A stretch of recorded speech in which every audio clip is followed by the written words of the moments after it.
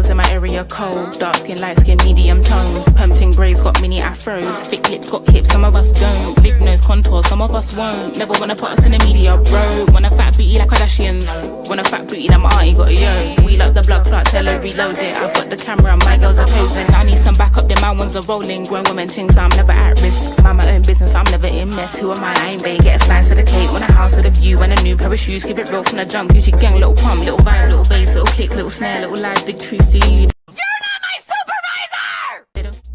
They don't care, get your ass at the box and build up from there. The box and build up from there. TJ Designs Reviews.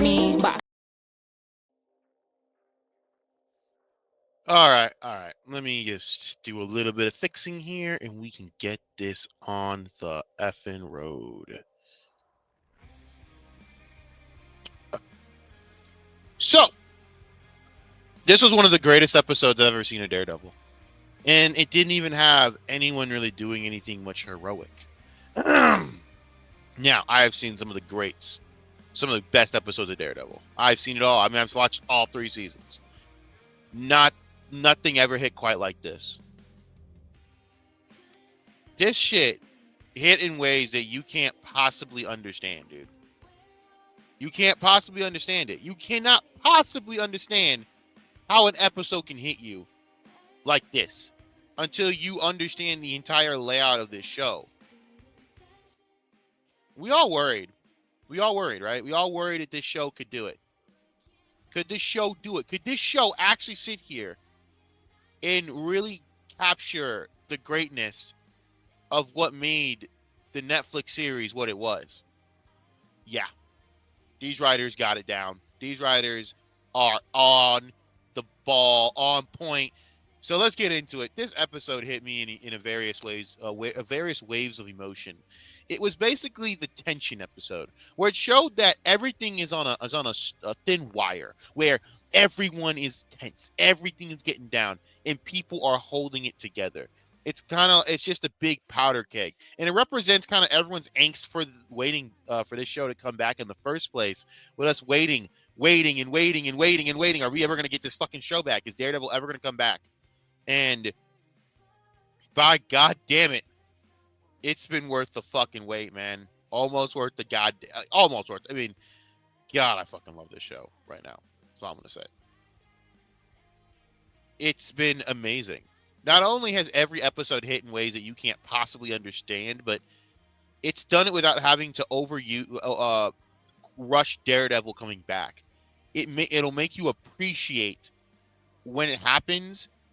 It'll make you appreciate Daredevil as a character. And not only that, the return of the Punisher. Return of Frank sorry, not even mother effing, fuck that. Motherfucking Frank Castle, the GOAT, is back.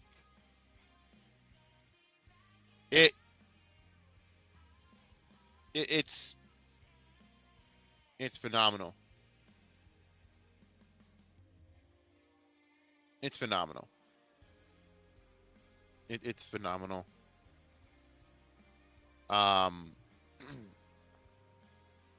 So I guess my favorite part of the whole thing was, of course, the Matt and Frank scene. When Matt goes down, he finds Frank, and he asks him about the shooting, and he finds a bullet because Matt canvasses the entire fucking area where homie Hector got shot, and he finds a bullet that was. Of course, they did this. They tagged the bullet with the Punisher logo. I swear to God. You have no idea. First of all, you have no idea how much I can't wait for fucking Punisher to come back and start exercising some justice. Because I don't care. I am in the mood to see. Like it's got me amped. Like I need visceral violence is going to be so fucking sick. You have no idea. It's going to be so awesome when we see it. They say that it shows violent and gory as shit. What they're doing right now is building up to it. So understand. Because they're building up to it, they're gonna really make you wait, make you feel every moment, every decision. And this scene is the quintessential scene of Daredevil and Punisher, the philosophies of Daredevil and Punisher, and it's all in one scene, perfectly laid out for you. I mean, we've always had great scenes between Matt and Frank and philosophy. But when Frank starts basically berating Matt, going, say his fucking name, he's talking about Foggy. Because this entire time, Matt has ran away from the Foggy situation. He couldn't be Daredevil anymore because he ran away. He ran away from the idea of being Daredevil because he ran away from the fucking fact that Foggy got killed in all this. And he blames himself for it because that bullet should have been meant for fucking Matt Murdock. Not Foggy Nelson, not for Karen, not for any of them, but for fucking Daredevil. And for that, he's never been able to face it head on. He's never been able to face the actual issue head on. He has just sat there and wallowed and made excuses and tried to be the best lawyer he can be. He's done damn well for himself, but it's never enough because at the end of the day, something's eating at him. And he realizes, and this is the philosophy again of what makes, by the way, The Dark Knight Rises ties in so well. Somehow The Dark Knight Rises of all things ties in well. And he goes, remember when I guess it's supposed to be Robin the whole time, but officer, I forget the guy's name, dude. Robin, we'll call him Robin, even though he wasn't really a Robin. He wasn't. But Joseph Gordon-Levitt's character, he goes, I can't work within the system. Some things are needed out. I can't. You see what happens out there. I can't work within the system. And that's the problem with Matt Murdock. He believes in the system. He believes in doing the system in the most Batman philosophical way possible. But he can't work within the system. He can't. He has to be Daredevil. He knows it, but he's trying to stop it. And sometimes someone needs to just remind you of it and make you face your demons. And that is what Frank did. Because if anyone knows about running from his demons, anyone knows about running from his past, but just can't do it, it's Frank. And this scene hits on emotional levels you can't even like quantify. I mean, the part where he's talking about, I still hear my boy every day telling me, get him, daddy. Get him every last single one of them. That's Frank Castle right there. That's fucking Punisher. I didn't need to see Frank Castle grab a gun and start shooting up people again. That'll come later. I didn't need to see Matt Murdock put on a mask and beat the ever-loving shit out of some bitches. That'll come later. I needed to see the philosophy of Daredevil and Punisher put out to show you where this was heading and to make you kind of appreciate how awesome the Netflix run was, because this show has done a phenomenal job of keeping the spirit of the Netflix run so alive that this feels amazing. And don't think I forgot about the scene in the jail cell. With the suspected convict over here. And he's talking about how the systems fucked him up. Phenomenal commentary, by the way. In that scene when Matt just sits back in the chair after he went out, bust his ass to even get to do the 10-day jail sentence. And I'm just like, dude, this guy's a fucking dick, dude. Like, what the fuck? Be reasonable. At the end of the fucking day, dude, you gotta look at the. And then he started talking, and then you realized, now you know why he's being totally justified.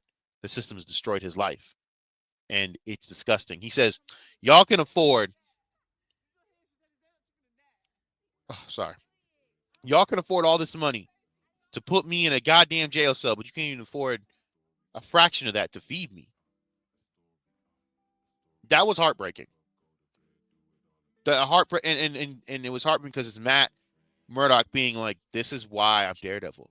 Because of shit like this. The system failed again. The system failed again. And yet I'm sitting here trying to work with it, knowing that that's not what the fuck I do. That's why Daredevil's special. And at the end of the day, Frank's right. Frank's right. The system fails. It's bullshit. The philosophy's on display, but also not to be forgotten is the Kingpin storyline in all this. You see Kingpin's cracking. He can't handle, again, the system. the system, boy. He can't handle the system. No joke. He can't handle the political system. As a mob boss, as someone that doesn't have to follow the rules, you can just do whatever the fuck you want anytime and just fucking buy shit, kill people. Who gives a fuck? Who cares, right? But as a politician, you have to follow a certain set of rules and guidelines to play by the game. You gotta play the game. Not, and I don't mean that in a Triple H style out the game, gotta play it shit. No, I'm talking about you gotta play You got to play by the rules. You have to follow a certain adherence of systems, protocols, all this bullshit. And clearly, Kingpin cannot, Wilson Fisk cannot handle this shit. By the way, shout out to my man's over here saying, oh, dude, he's wanting to say that fucking line. Vincent D'Onofrio's been wanting to say this line for so goddamn long. So goddamn long. When I was a boy, I screamed. I was like, yes, he said it. You have no idea. I screamed when he said that shit. Yeah. I got hyped when because he's been wanting to say that shit the whole goddamn time. He says it like multiple times when he comes back as fucking Kingpin. He goes, when I was a boy. And like he said it. I screamed because I knew he wanted to say it so bad. So I screamed. But honestly, the biggest part for me, I mean, because all these moments were phenomenal. The best part of this entire episode, straight honestly, other than the Muse scene, which I'll talk about and I won't talk about. It was Muse is coming. So we're gonna all have there's gonna be a reason for Daredevil to come back. Or believe me. Shit's about to get real. All I'm gonna say. But and I might explain something. And I might explain with all the mob shootings, all the mob killings, it's not mob killings, it's Muse. I think we're gonna start getting all tied together. But he goes, when Matt gets up and he hears all the crime in the street, he hears the police sirens, he's sitting there, his eyes are awake, he can't sleep. He gets up and I'm like, oh shit. He goes into his closet of weaponry and the masks are all there. First of all, there's the black, I'm pretty sure it's the gold suit, the black suit, the original red suit, all of it. And it's such a great scene.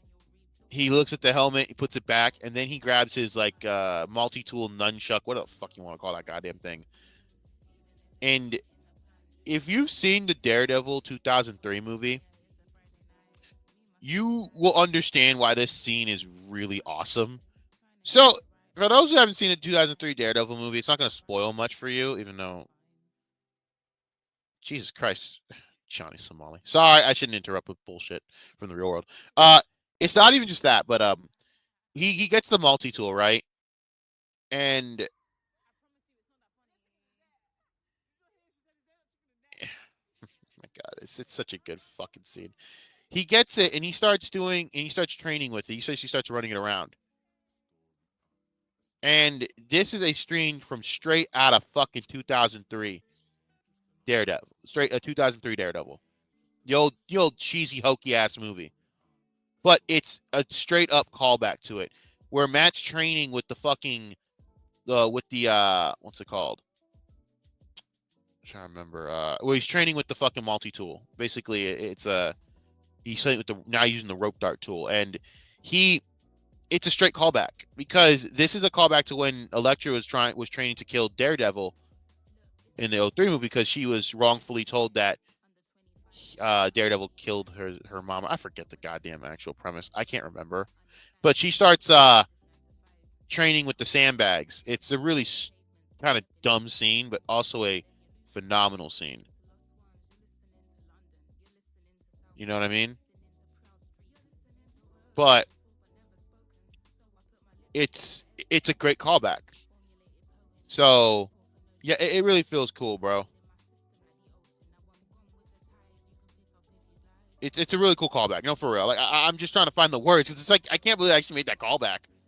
So, like, this show has clearly has writers that are doing justice to this character and doing justice to the premise of the show. It's phenomenal. I've never been taken by an episode of Daredevil like this, and they did it in such a way that makes you so appreciative that we even got this shit back. I am so excited for the next episode. I know everyone said this show is good, but we don't know if it's good season 1. I'm gonna tell you right now, this season is just as good as season fucking 1, and honestly, it might even be better at points because the thing about season 1 that was awesome was you get to kind of just have the canvas to do anything. You don't have to follow it a strict way of trying to make your story. You're just kind of experimenting, toying with the story. You have everything you want to do, but in this you have to kind of ease your way back into it. And what they've done without having to even use the Daredevil, having to use Daredevil for more than a goddamn scene is fucking phenomenal. And to actually have this episode hitting so many, again, this is an emotional episode. I will tell you, it's emotional. It's a 10 out of 10 episode. I don't think there's anything wrong with it. Everything went according to plan. Even the scene where Hector's niece came in, and I don't know if she's going to take over the mantle, guys, of White Tiger. I don't fucking know. Everyone wants to speculate. I don't fucking know. They might change the origin up. Who knows? I think she's a little too fucking young, obviously, to pull that. But that scene hit, by the way. That scene hit. She's her emotion. She goes, "I hate this city. I hate these cops. I hate everyone here," because they took her. They took Hector. And it hits. So honestly, again, kudos to the writers of this episode. This is a very needed episode for me, and I think it's finally this is where you could say Daredevil's arrived to the MCU. He's arrived. This show has firmly planted its flag and said, "Yeah, we are taking over the ground level of Marvel." And also, God, oh man. I mean, there's so many things to say, but it's hard for me to say it because I just watched it. But shout out to John Bernthal, bro. Shout out to John fucking Bernthal. No, absolutely shout out to John fucking Bernthal for the ability to still do the motherfucking Punisher in a way that no one else could. He hasn't missed a beat, guys. When I tell you, when you watch the episode, it's like he hasn't stopped doing the character at all. There is no lack of anything. There's no rustiness. I'm talking like he never fucking left. It's the same character. Absolute kudos to him. I'm done. All right, I said my piece on this show. Y'all be good. I'm out of here. And wow. I mean, woo! Please like, share, and subscribe for more content. Also support other channels affiliated with this one. I have no channels affiliated with this channel. Sonic the Hedgehog is a beta male. Shut up, Bianca.